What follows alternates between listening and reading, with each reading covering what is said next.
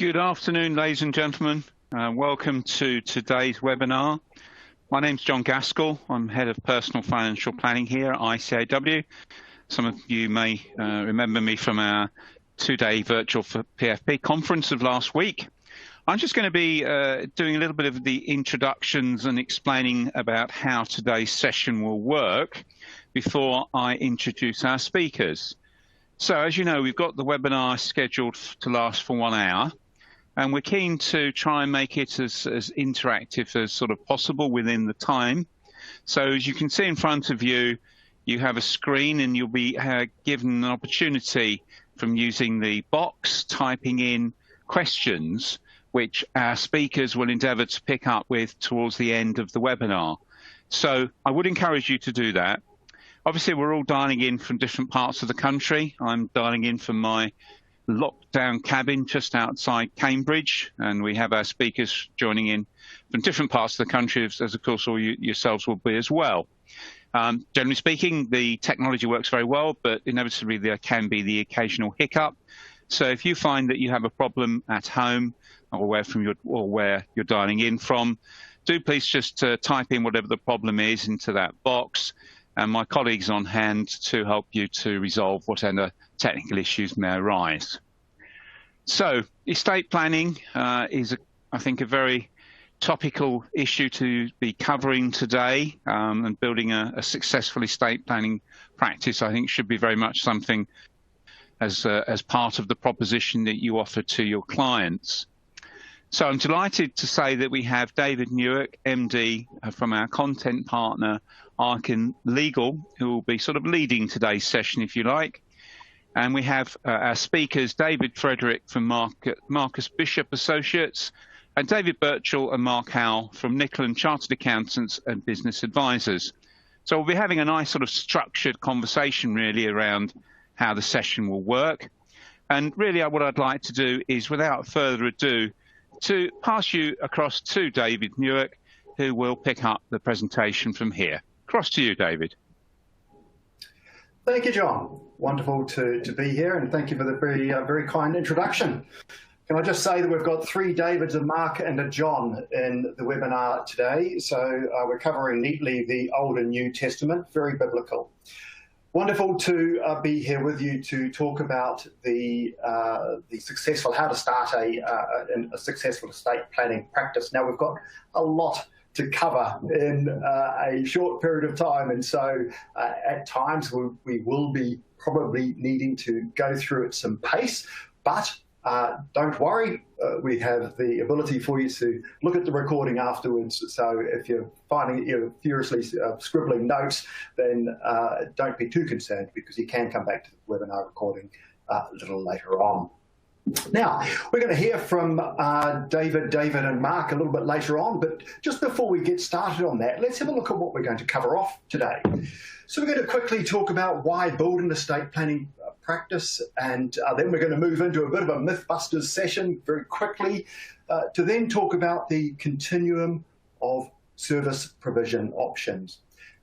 There's a wee piece in there about managing risks, and of course then we're going to talk about the real life case studies, which is where David and Mark come in, and some of the practical tips around how to build an estate planning service. Then I'm going to talk about the great wealth transfer and what that means and how that's linked to the creation of an estate planning service and why you should be worried about that. And then we're going to have some room left at the end for the big summary, and of course any questions that you may have to ask us. So let's get started. Now, to do that, what we're going to do is we're going to start with a poll, and this is a poll which is really with us asking you about where you're at in your estate planning journey. Now, some of you will be a practitioner with an ICAEW probate license, and you may be at the beginning stage of that all the way through to an advanced stage, or you may be somebody who doesn't have a probate license, which is the first 3 bullet points there. And again, it may be that you're at the start of that, or you might be early stage and you've got some runs on the board, or you may be at an advanced stage there. So if you could let us know, then within the ability that we have to tweak the messaging, then we'll know what we can do there for you. So I'll give you a minute or two to select whichever one you think is best description of where you're at. Now, I should say that I'm a Kiwi, so if you don't understand me, just remember that the only vowel that a Kiwi has is U, so very, very limited vowel count there. Having said that, Kiwis were actually voted the most sexy accent in the world, which was a bit surprising considering the French and the Italians and, of course, the Scottish and the Irish. But in a survey conducted entirely in New Zealand, I guess the result was a bit of a foregone conclusion. Okay, wonderful. Thank you for taking the time to do that. So that's pretty clear that 71% of you are just starting to think about why you would do this, and that's great. We can certainly talk about that, but there is a fair sprinkling of people at different levels as well. So that's fantastic. You're in the right place. There's certainly going to be some great stuff that you're going to take out of the webinar, particularly with David and Mark, because they're out there, they're doing it, they've got some success stories and some how-tos to share with you. Right, let's move on. A quick look at why you should start thinking about an estate planning practice. Now, of course, we've all heard about the great wealth transfer, and there's the big numbers thrown around, 5.5 trillion of wealth to be passed between the baby boomer and millennials, and I should say Gen X generations as well. And that, of course, is now starting to happen because the oldest baby boomer is now 74 years of age. And so, as we will explore a little later on, you're starting to see this transfer of wealth, and that then creates opportunity. Now, certainly for accountants, estate planning is a very natural adjunct to the conversations that you might be having in and around tax and inheritance and trust conversations. So particularly, you're going to hear from David on that side of things and how they've built a service based on those conversations that they have anyway. And look, it's best practice advice, isn't it, that clients should have a will. Most of them don't. Also, particularly that they have LPAs and the other associated documents, advance decisions and expressions of wishes and all the other things that they need to have as part of an overall personal financial planning approach. And of course, it's got to add practice value, doesn't it? You need to do that, and you need to do that to reduce the risk through diversification in terms of offering other services other than bookkeeping and some of the other traditional accountancy services that you might provide. The last thing, which links to the top point, is that the timing is right. You have an opportunity now to come into the market as fresh, new players and utilize the technology that is available to really start to create a competitive advantage over some of the other providers who are in the market currently. Now let's get into the Mythbusters session, shall we? So I want to debunk a couple of things. Now the number one here is that when we hear from accountants, we often hear that they think that you need to be registered to provide probate to offer wills and estate planning services. Now, that's just simply not true. You can provide wills because it is an unregistered activity. You don't need to be registered to provide probate. You don't need to be registered for probate services to provide wills and estate planning. Providing estate planning is risky with low ROI. Well, look, I would say to that risk can very definitely be managed through the technology that Arken can provide and education available through the ICAEW. And let's size this up, shall we? The market is predicted to be worth $1.7 billion in 2024, according to the IRN research report on wills, trusts, and probate. So that is a market that is worth chasing, I would think, and that you can start to drive some pretty healthy ROIs. Well, the third one is that I need to provide advice to offer wills, which means time and money. And it is absolutely true that you can provide advice and that a lot of the service delivery is revolving around advice currently, but that's not actually the case, and that you don't have to provide advice. There is a variety of service levels that you can deliver. 70% of the wills actually that are done across the market are pretty straightforward and can actually be delivered online, and 30% are complex and need advice. So that's people who might have, for example, vulnerable children, or it might be people who have perhaps different family situations, or whatever the complexity may be. that's where the advice needs to start coming in. Now, the fourth one here is that my clients will have these needs met elsewhere. Now, that is true and false. Look, 66% of the overall UK population do not have a will. And of the remainder who do, 70% of that demand, again from the IRN research report, is met by law firms. So that you can look at two ways. Either it's an opportunity or that is being met elsewhere.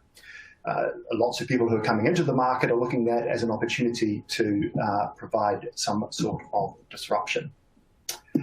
Now, I wanted to talk to the continuum, and I'll draw your attention here to, first of all, the left-hand side, which is stage one. And this is where many of you are, according to the survey that we've just done, where you're thinking about perhaps starting an estate planning service. And then I'll take your attention to stage four on the right-hand side, where we have people who may provide a full service, so an advisory service, which is in and around wills and estate planning. Might include online wills, it could be complex wills as well, that 30% of people who need that advice, LPAs and general power of attorneys as well, expressions of wishes, all the other documents that can be produced and should be produced as a part of a full service. Now, in each of those, obviously there's a risk and revenue return there. And at the end stage of the game, if you think of this as a continuum, obviously you do take on more cost and you do take on more risk, therefore, but obviously that's where the most income comes in as well. However, I wanted to really spend the moments that we have here on stage two and stage three, particularly because many of you, as you've said in the survey again, are just thinking about how to get started. So let's start with stage two. Now, lead generation, we've called this, and that is where you offer a referral service to a third party. So essentially, you're starting to leverage the assets that you have, which is your client base and the relationships that you have as a trusted advisor with that client base. Now, that's all you need to do, is to have a conversation with your clients about their estate planning needs. Perhaps there's some marketing that gets wrapped around that.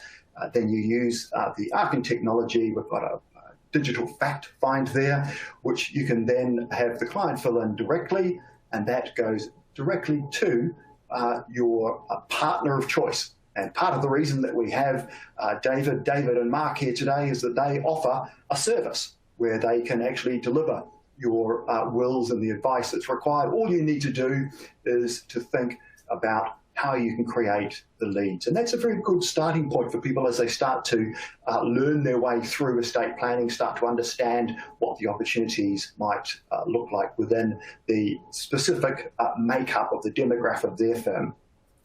Now, stage three is where you start to think about adding to that. So it may well be that you have some real strengths in and around marketing, or you think that you've got a different demographic. Perhaps you're a little bit more advanced, and I know that, again, some of you in the survey were. And you could start to think about adding an online wills product. Now, Arken has an online wills product which we can provide to you. The Acquire product that we're talking, which is the data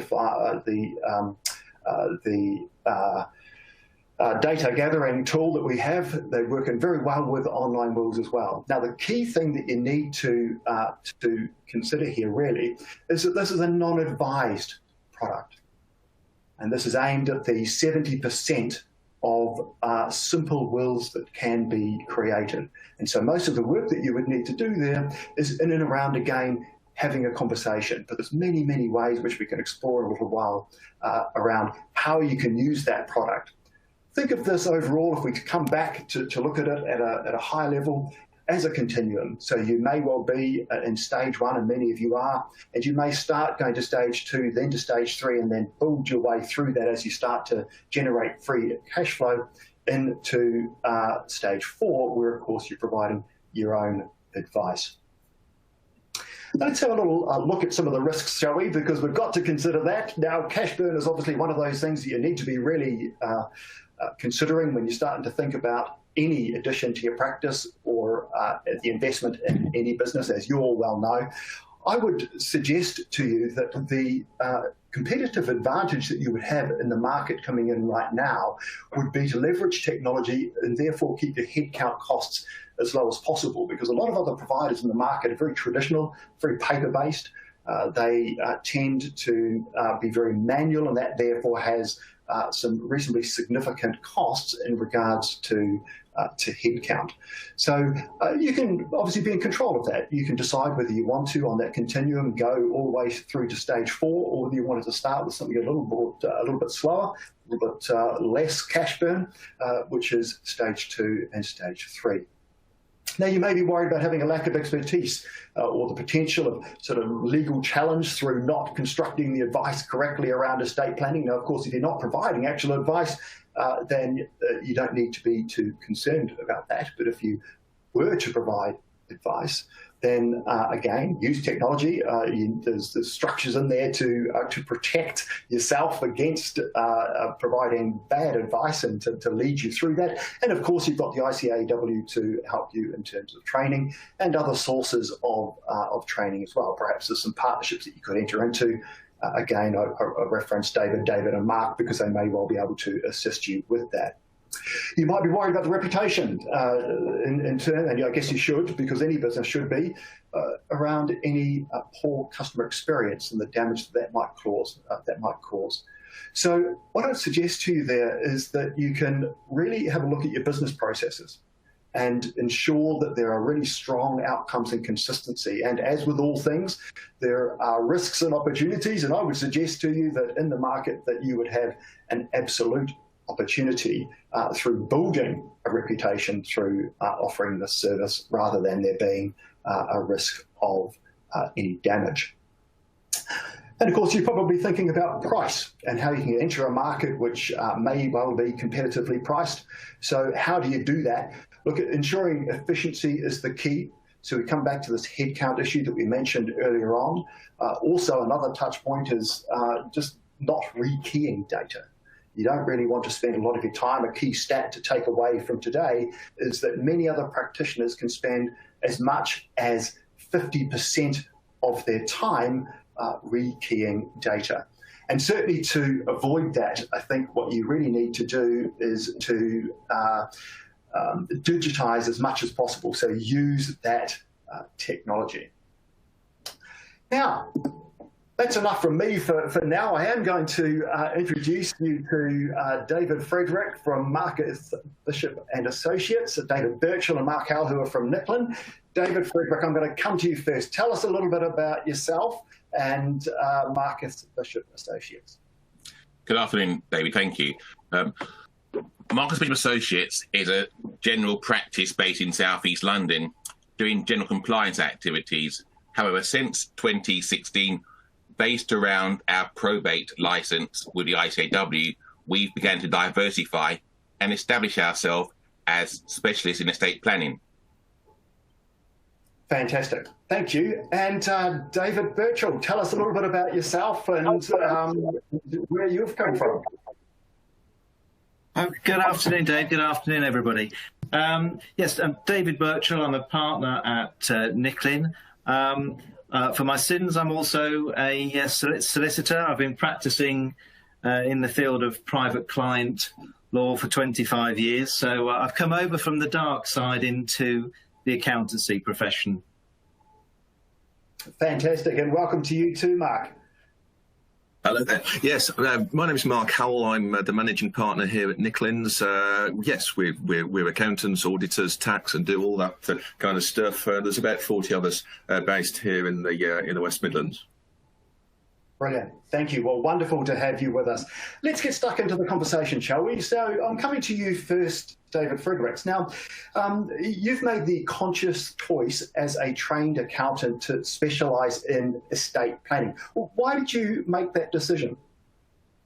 It arose as part of our client service portfolio review way back in 2015, when we looked at our clients and the service we were providing. And it struck me then that estate planning based around probate would be a good way and a natural progression for us.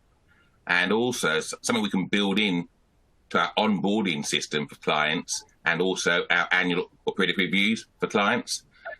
Moreover, it allowed us to provide a more holistic service for our clients and also enable us, and myself in particular, to integrate the IHT skills and personal tax skills in advising clients. And to conclude, really, I thought tax planning without a will seemed only a partial service. Fantastic, thank you. Now, David Birchall, you've obviously come from a different background. Tell us about your approach to estate planning and your business model. Hi, Dave.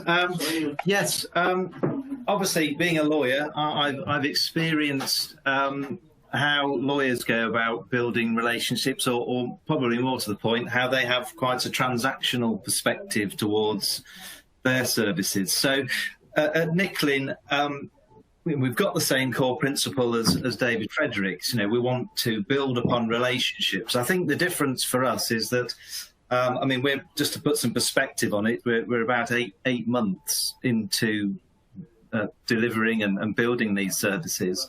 But about 18 months ago, Niklin obtained its probate license. But from that, not much progress was made. And I think it's probably useful to say that, Niklin have decided, well, we really want to hit stage 4 as quickly as possible. So the startup of this business in that sense leads to them saying, well, look, time-wise, we haven't had time to develop the service. Why haven't you had time? Because you're busy doing your day job, advising your accountancy clients. So recruited me in order to sort of facilitate us being able to immediately impact on an advisory basis. So, we took the risk. Well, say the risk. We managed the risk, I should say. Hopefully, that is by bringing in immediate expertise. We've recruited a paralegal, and so the model is very much to manage the cash flow. We've immediately been able to give specialist business owner succession advice. To manage the risk, we've got solicitor. I'm SRA directly regulated, as well as falling within the other regulations of the ICAEW. And that's how we decided to start building the practice. Fantastic, thank you. Can I just say, gentlemen, I think there's so much gold in there for the participants. There'll be so much that they will recognise as being something that's very familiar to their own thought processes. Coming back to you again, David Frederick, what outcomes have you been trying to achieve for both yourself, your practice, and your customers? Well, for the practice, it's really one of diversifying and establishing ourselves to become a specialist in probate and estate planning. Personally, in the background, that's underpinned by 3 objectives.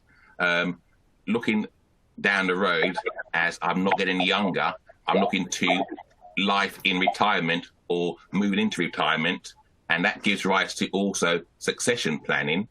And also as well, it may give rise to healthy disposal in the future as well too. So the practice providing probate and estate planning service would be much more lucrative and stronger proposition for the future for the practice. For the clients, however, though, it's about being their number one trusted advisors. We already have a loyal bank of clients, and it did seem remiss of us not to provide them with a holistic service rather than let them go elsewhere. So by providing the estate planning service, we can continue for them to be their go-to trusted advisors for all things financial. So we can also provide what I like to term a life cycle or cradle to grave tax planning service. Fantastic, thank you. So now, Mark, let's come to you next. So what comment would you make on the level of demand and the ability to acquire customers? Because you've obviously decided to invest in estate planning, so you must be pretty comfortable to be doing that. Absolutely. As David mentioned, our tangible journey started 18 months ago with us acquiring our probate licence. And really that journey started with us identifying we felt the need to offer clients a very much a cradle to grave service, as has already been mentioned there. We are trusted advisors, and we do feel that having helped our clients generate wealth, that we should play a significant part in keeping that wealth within the family, within the business, and as trusted advisors, that they would listen to us and help them minimise their risks of both business, personal, and to offer an all-round service. Yeah, there's a key theme coming through here, isn't there? We're talking a lot about relationships with customers, and I think the other key word that's coming out of everything that we've discussed so far is trust and trusted relationship there. So that is certainly an asset for all accountants, I think, and it's something that you can leverage. Now, David Frederick, let's come back to you for the last question on this slide. Tell us about how you got started and you built a pipeline, and whether there's things that you did that you probably do differently now. Well, I adopted a very structured approach by first of all looking at where we were and looking at our direction of travel for the practice, and looking, as I said before, what service gap there was.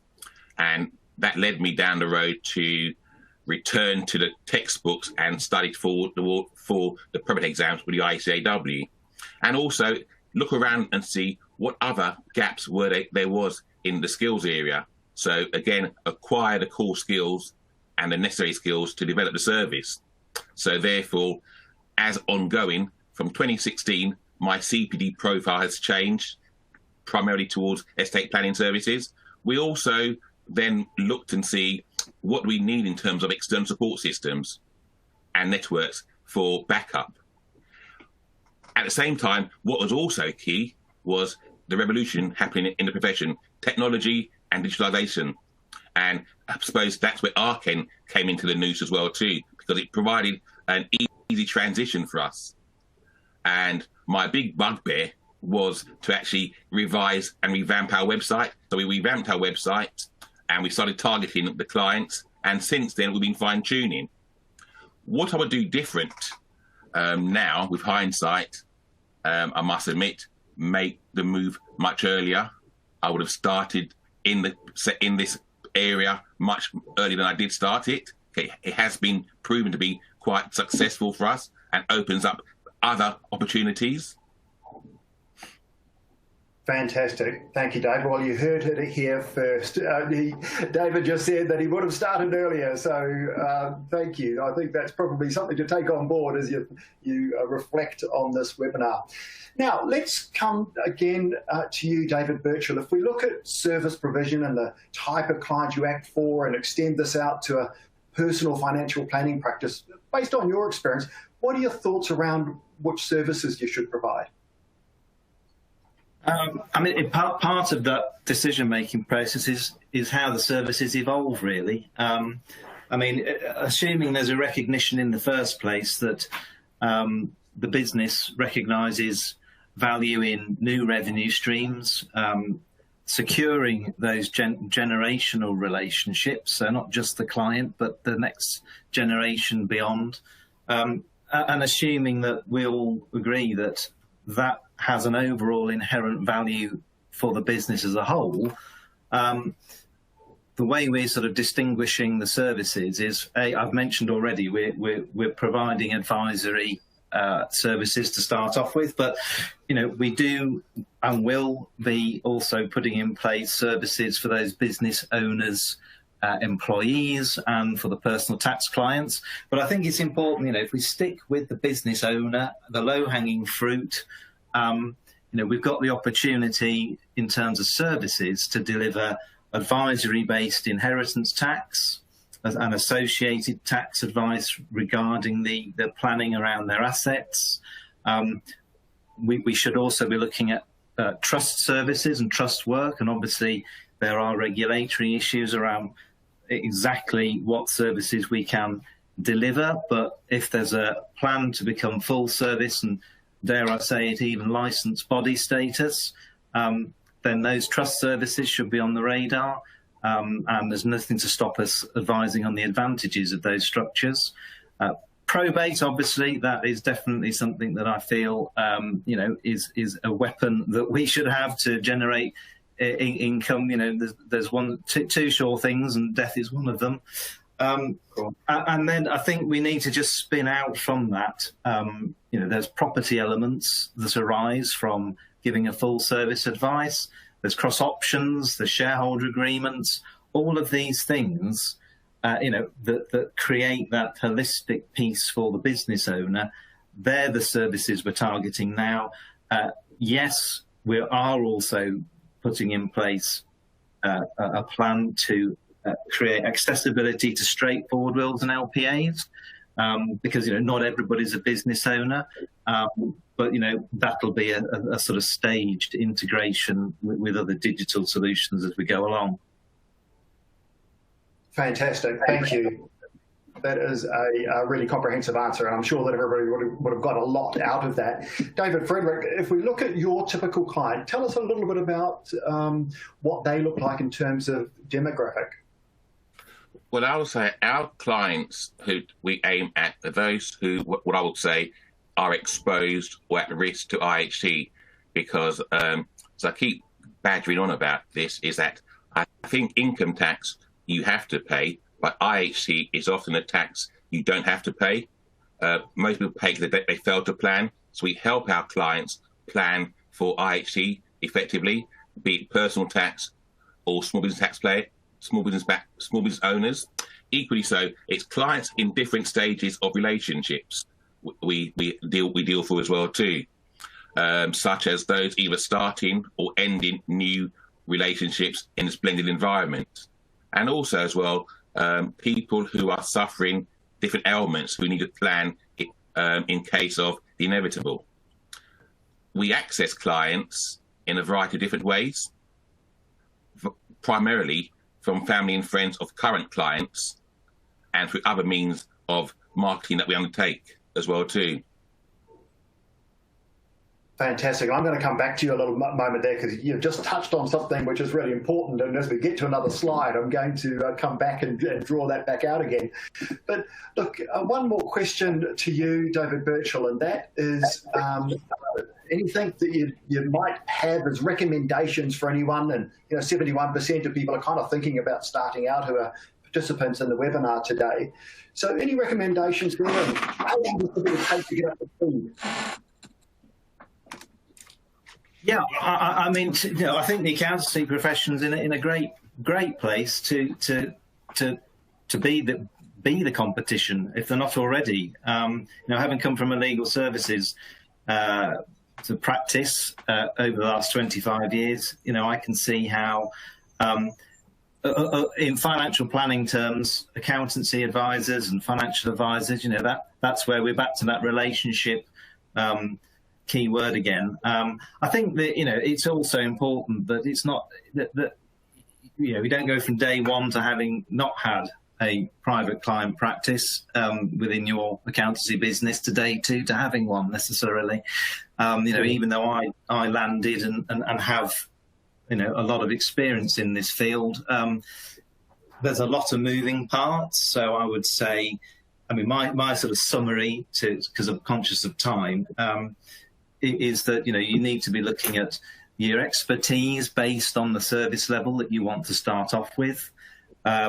Whatever you do, you want to do it efficiently. So what are your delivery systems in the background, case management, document delivery? How is your data organized within your business already? Is it easy to access and start identifying opportunities? And I think ongoing communication, communication with clients, and yes, there's obviously regulatory issues to consider. And I think the final thing I would say, and it sounds like a very simple point, but it's just a lesson learned from legal practice, is that treat the private client area of the business as a seamless part of it rather than just a standalone spin-off. Yeah. Integrate your business processes, absolutely. Yeah, I hear you. Thank you for that. Well, look, we're going to come back to you three gentlemen as we go through the rest of the webinar, but we should move on now to start to look at some of the practical advice around how you can build an estate planning service, and then, of course, we're going to move on to the great wealth transfer, and we've got a little bit of a poll to run in the middle of this as well. So let's have a look at some of these things. Now, of course, you can use social and make sure that you're talking to your clients, because most of them won't have a will.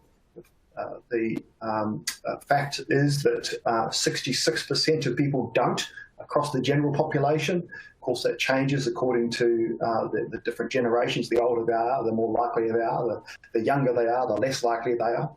The key fact there is in and around intestacy, and people just don't understand the impact of intestacy.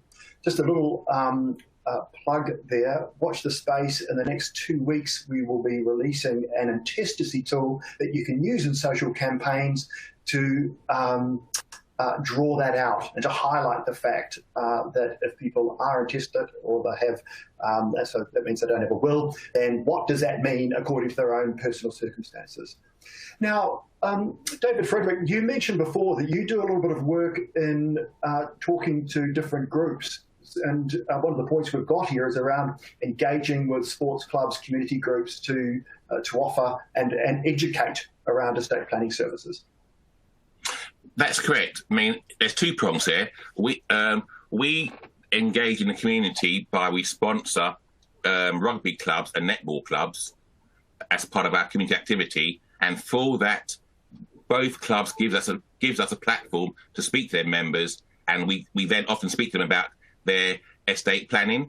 In addition to that as well too, we have just come off the back of 3 webinars or free online deliveries for community groups in the last 3 weeks, talking about wills, LPAs and tax planning, especially in this rife time of COVID, and it seemed opportune for us as well too. So yes, by being out there, but as David said, communication is the key. Get out there and speak to your clients and let everybody else know what you do and how you can help them, because that's our strength. We can help others. Fantastic. Thank you. Look, absolutely so true, isn't it? And I think that's a really critical part of the success for your business, but also for anybody else considering this in their local area. Quickly moving on, you could, of course, look at your own demographic of your own business. Perhaps you've got some business owners as clients. You could offer free wills or low-cost wills to the employees of those businesses. Certainly, you've heard from David and Mark that you need to ask for referrals and provide incentives and offers to extended family of clients. Online wills works really well there. Do think about the makeup of your business and the appropriate solutions as against that demographic in terms of how they're going to buy, and we're going to explore that a little bit more. Perhaps more of a engaged strategy or a full-on strategy is that you could start to think about acquiring will banks, or perhaps a local high street solicitor. Perhaps there's a merger or an acquisition there, and you could then wrap your technology and start to digitize that. So there's some different ideas there as to the way that you could go about building an estate planning service. Now, if we think specifically about the strategies to leverage existing client relationships, certainly I think what you've heard come through loud and clear from the guys is to build a brand and awareness of the new offering through all the client contact points. So when you're talking to people, just be asking the question about whether they have a will, whether they have estate planning in place.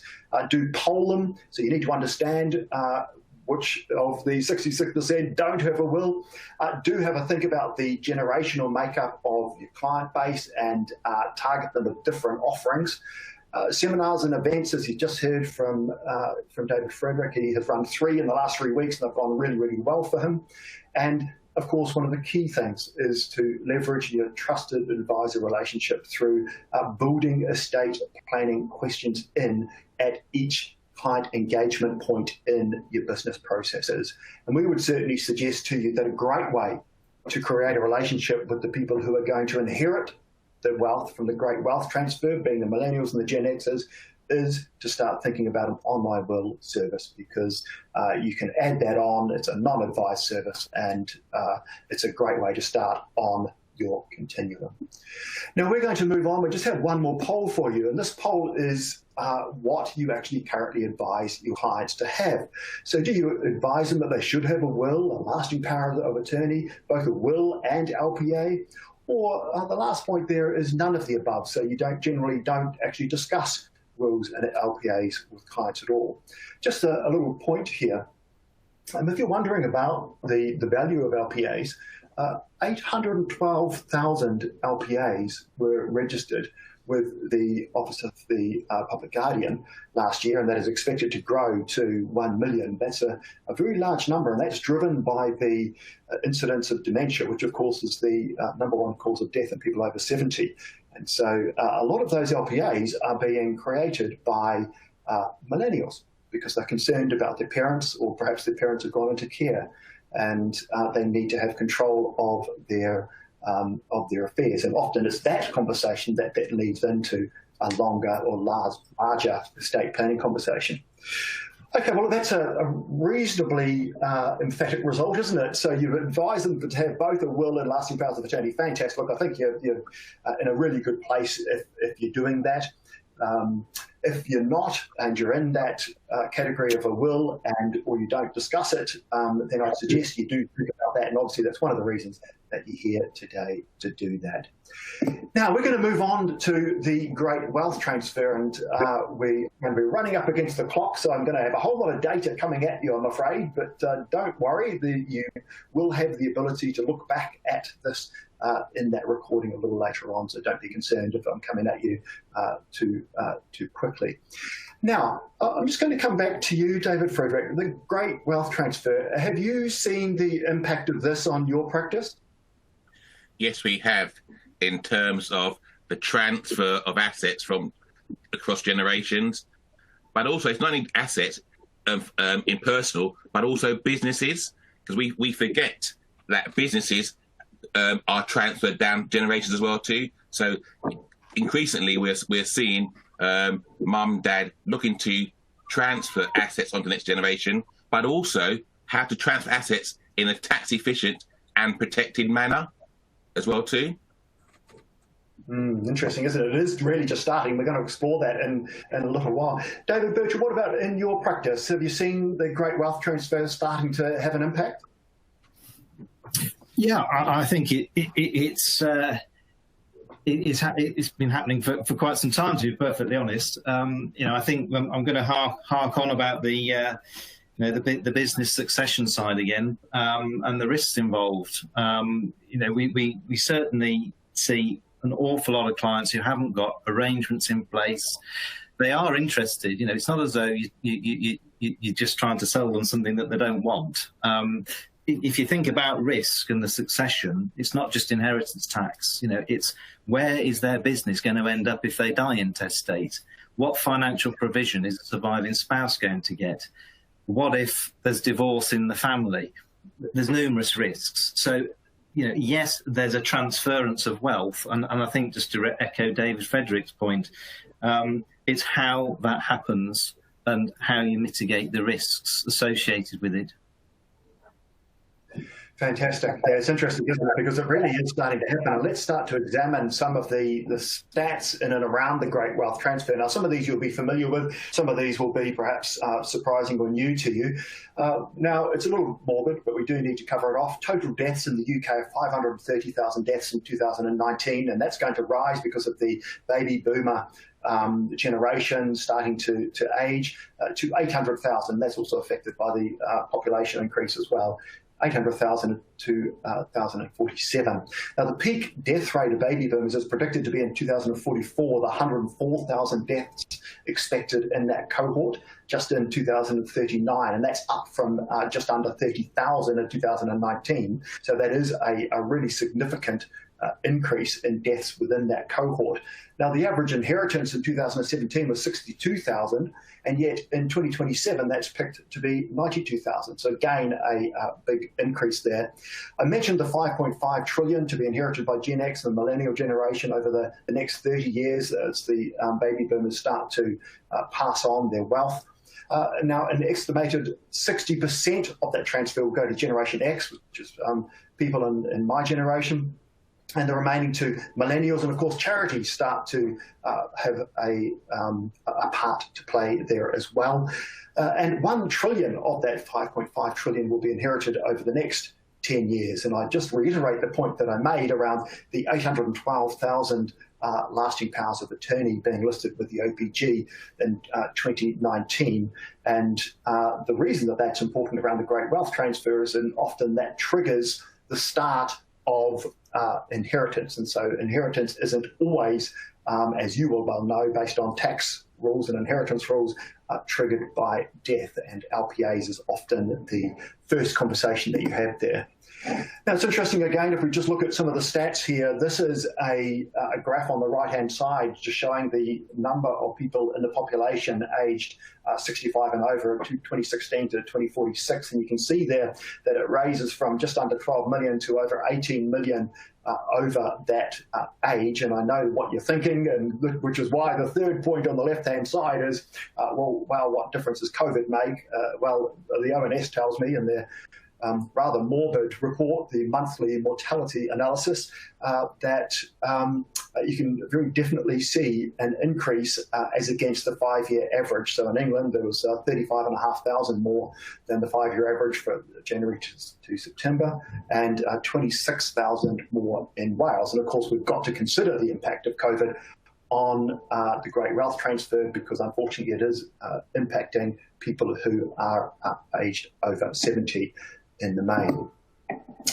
Now, I thought this graph here was very interesting, and I've taken this from a wonderful report, which the source of which is a little later on for you to consider. It's the RBC Millennials and Wealth Transfer Report in 2017.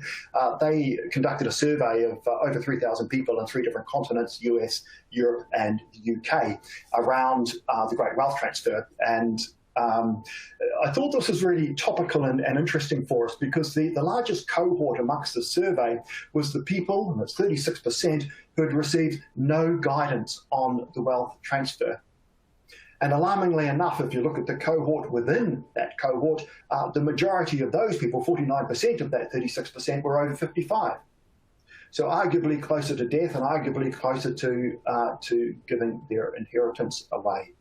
So that, to me, is the opportunity. Now, if you start to break that down and you start to look at where people are going to for advice, you can see that millennials under 35s typically are talking to other family members, or they're also most likely, interestingly enough, to talk to professional advisors, who I would imagine would include lawyers and accountants and other people who are out there saying, hey, we've got estate planning services.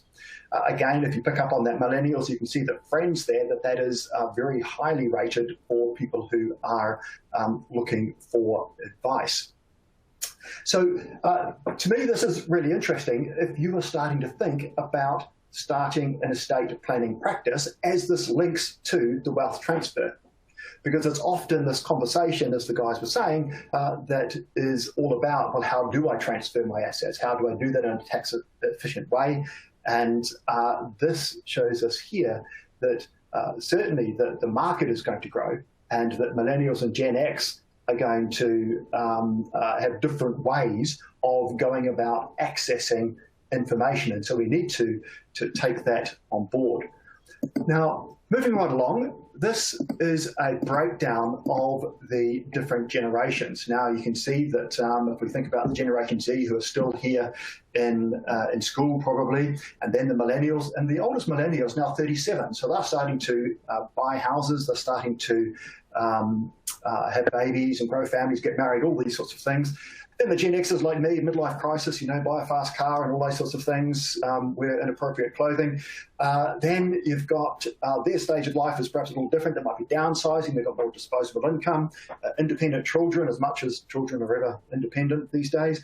And of course, maybe grandchildren are starting to happen for them as well, whereas the baby boomers are at that stage of having grandchildren. They are downsizing. Perhaps they're unfortunately confronting some illness, might have lost a partner or be losing a partner to illness, or they might be in long-term care. So the relevance of all of this is that each of these generations have things that are happening in their lives which will trigger an estate planning need and an estate planning conversation. So if we think about those conversations and what we need to be doing, let's have a look at the baby boomers first. Now, they're an interesting generation because of where they've come from. And where they've come from means that they're very loyal to a brand in that they won't change away from the brand unless there's a reason to do so. Now, they will buy a £200 winter coat if they know that it will last for 15 years. My advice to you is that you do look to cash in on that by tying in cashback offers. And it may well be something that you approach them with by saying, hey, we can give you £50 off a will for an introduction to a family member. Or you could look at the Gen Xers. So now typically Gen Xers have grown up with the days of the half Nelson twist and the Zig Ziglar sales kind of cycles and everything else, and they don't like being sold to. So you need to convince this generation with research and facts, and you need to really focus on the things that are important to them, which is family, because they really value free time. I would use a combination of online and face-to-face. You can't get away from face-to-face. There's always a part of that when you're doing advised services, but you need to find the combination of digital tools so that generations can find you that way, because they can find you in the first instance by doing some web searches. And of course, the millennials now, this is a different group, isn't it? So straight away, you've got to confront the fact that millennials like instant gratification. If they want something, they want it now. If they've decided that they're going to get a will, they're going to jump online and research that and get a will right then and there. So I would certainly think that your profile of your business, your brand, needs to speak to them as somebody who is all about innovation, who is fresh and not an organization that is perhaps more suited to their grandparents. They will use mobile phones, so you need to make sure that your website and your activities are very much attuned to that. Do think about social media and how you can incentivize that group. And interesting thing that I found from the millennials in my firm is that they will often compare 3 or 4 different providers, and they say that they'll find that they all provide the same services, and so therefore they'll make their decision based on rewards or loyalty programs. So it's that little bit extra that might come in. But most certainly use chatbots or things like Skype or other video tools because of that immediacy, that instant gratification that millennials will be looking for when they're looking for a will. Now, that kind of concludes a lot of, very quickly, the great wealth transfer, and I'm very conscious that it has been quick, and so what I'd like to do is just to point you to these resources. So you might want to just take a photo of that, or you can, of course, come back and access the slides again. There's a lot of information in here, and I really do recommend that you have a look at them. Other documentations, King's Court Trust, of course, the state administration firm, the RBC Millennials and Wealth Transfer report that I mentioned earlier on, and there are various different reports from Accenture, Bruin Dolphin, and Capital Economics, and of course the good old ONS. There's so much data in there to consider. Let's summarise this, shall we? So we've talked about the fact that estate planning is a natural adjunct to existing services, particularly when we're starting to talk about some of the conversations that David, and Mark were referring to, which are normal conversations that you would have as an accountant with your clients. And there's certainly multiple start points. If we cast our mind back to the continuum, you can start with a very low-level, non-advised service where you just pass a lead on. You could add to that with online wills, or you could start to build up to providing a full service. You want to start thinking about leveraging your existing assets, certainly that trusted advisor status and that relationship, those key words, trust and relationship with your client base. And think about holistic offerings across the services. So, for example, as David Birchall was saying, you really want to make sure that your private client section is integrated with the rest of your practice. So what can you do to make sure that there are offerings and integrations with your existing conversations and your existing marketing and right across your practice? Certainly, I hope that I've given you enough data for you to at least be curious about the impact of the Great Wealth Transfer, even if it's just on your clients. Or it may be that you take a wider view of that and say that that then is compelling evidence that the timing is right for me to start thinking about a personal financial planning advice business. I would certainly recommend to you that you manage your risks and deliver efficiency. Really focus on that. You've got an opportunity to do that right the first time round. You can get competitive advantage through making sure that you're starting out with a technology backbone to your business. Now, we're just coming to the close of the webinar, but we're going to come to some questions, and I see that there are some here. But just before we do that, we just have one last poll, and this is in and around the needs that you have in terms of training. So if you could take a moment to answer that for us, that would certainly help us in the ICAEW understand what you would like from us.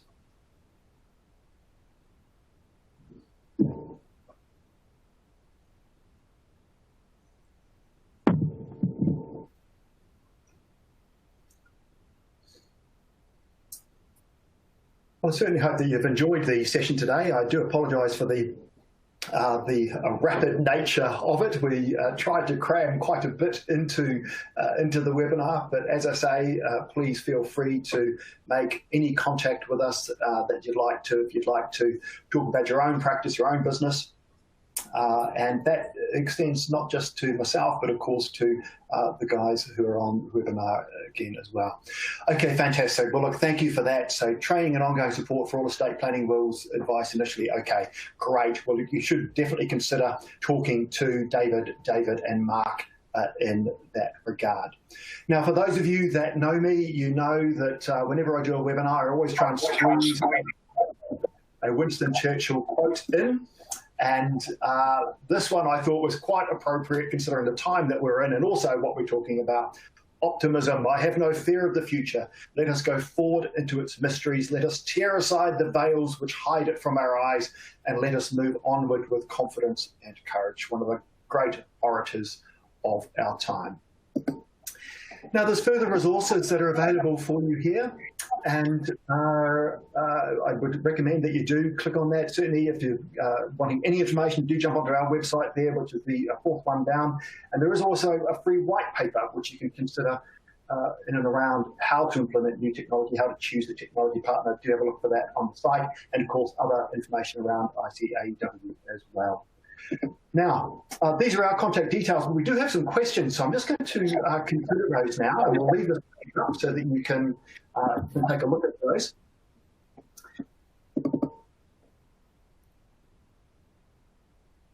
Well, we've got a lot of questions. I'm not sure I'm going to be able to get through them all. So I have a question here, which is in and around the fact that I'm a sole practitioner and who decided I want to offer trust, estate, will and services to my existing client base. How am I best to go about doing that? David Birchall, would you like to answer that one? Well, I think as a sole practitioner, I'm not sure there'd be much difference to how necessarily we've gone about doing it. I think in terms of, looking at your client base, making an initial offering of wills and lasting powers of attorney, getting clients familiar with those types of services, and they're relatively straightforward, I think, to train yourself in relation to, if that's the route you want to go down. There are tools, obviously, Arken and Will Builders, online services you can easily integrate with marketing and messages with your clients. So I think the trust side of things, that can get a little bit more tricky, only in the sense that, obviously trust drafting, a lot of work in that side of things is reserved legal activity stuff. So, we probably haven't got time to talk about how we overcome that. But so initially I'd be focusing on sort of the unreserved legal services and engage client interaction. Okay, fantastic.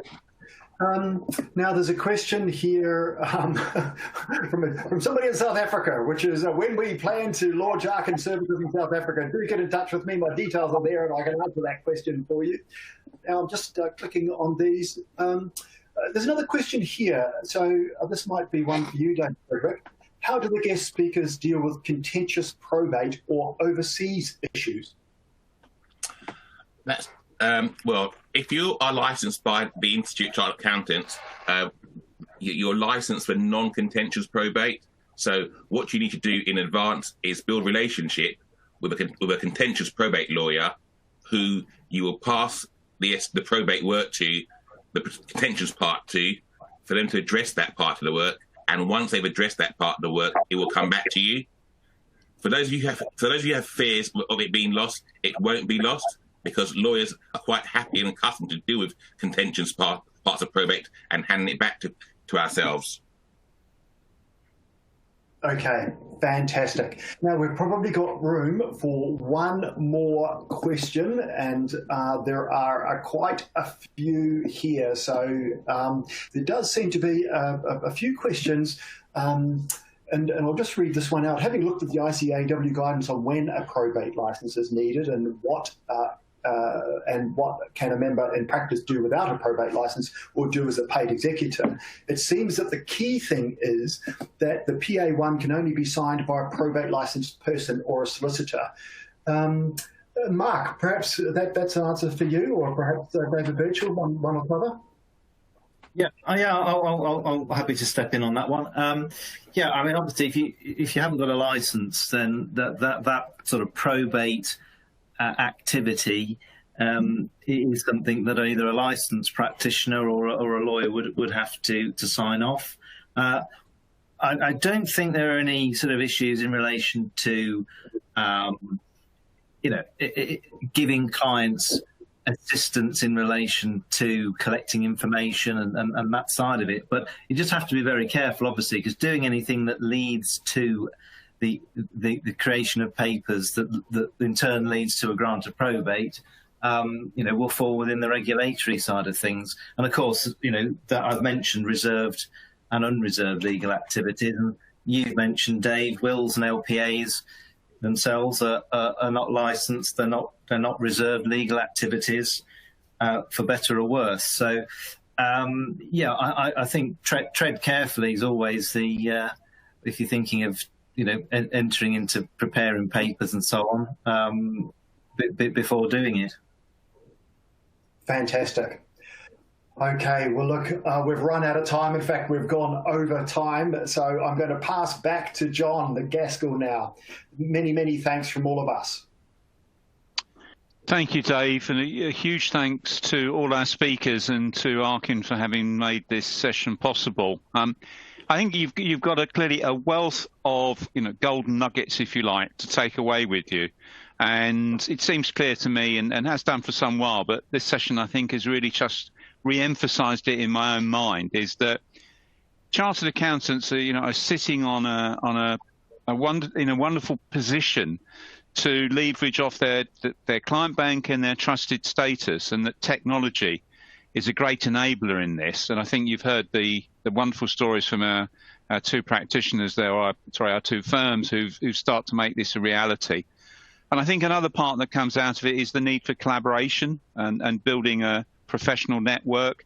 And I think that also probably needs to include financial advisors as well, just because of, for example, of some of the complexities around pensions and the estate planning issues that arise from that. So I really do think it does pay to collaborate. And I would remind people that the ICAEW's designated professional body license is actually a really good tool to help with that. So I just want to also say that you'll be receiving a survey very shortly, and that has an option in there to navigate GPDR. So I would really stress that if you take advantage of that, then it will facilitate an easy dialogue with our speakers today, and just navigates around that particular issue.